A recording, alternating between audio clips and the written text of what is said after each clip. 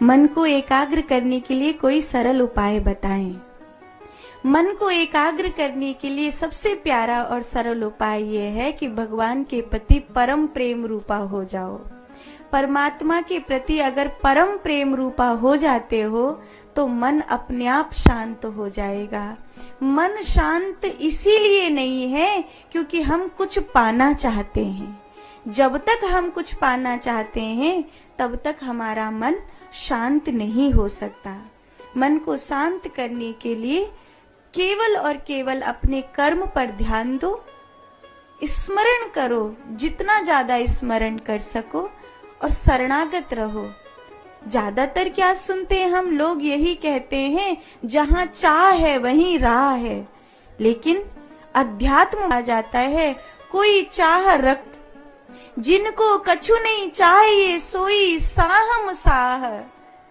जिनको कुछ नहीं चाहिए, फकीरी कहती है फिक्र सबको खा गई, फिक्र सबका पीर, और फिक्र की जो फांकी लेवा को नाम फकीर।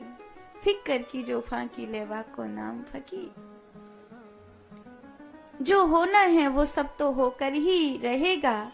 निश्चित रूप से हम अपनी ओर से जो अच्छा कर सकते हैं वो करें और स्मरण करें, साधना करें, ध्यान करें।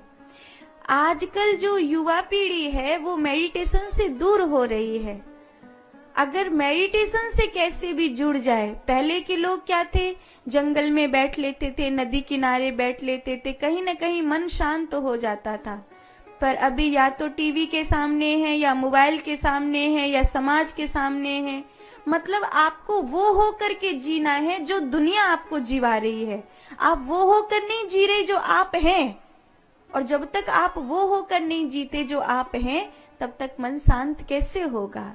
तो ये जो आपने पूछा है मन को शांत करने का कोई सरल उपाय, तो मेरे देखे दुनिया का सबसे सरल उपाय है कि आप मेडिटेशन से जुड़ जाइए।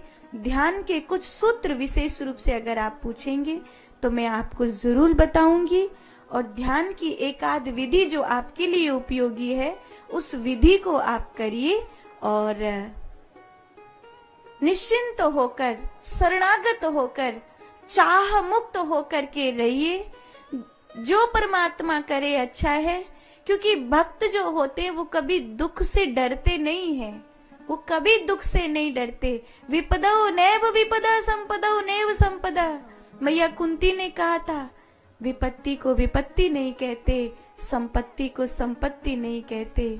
जब भगवान भूल जाएं तो विपत्ति, जब भगवान याद आ जाए तो संपत्ति।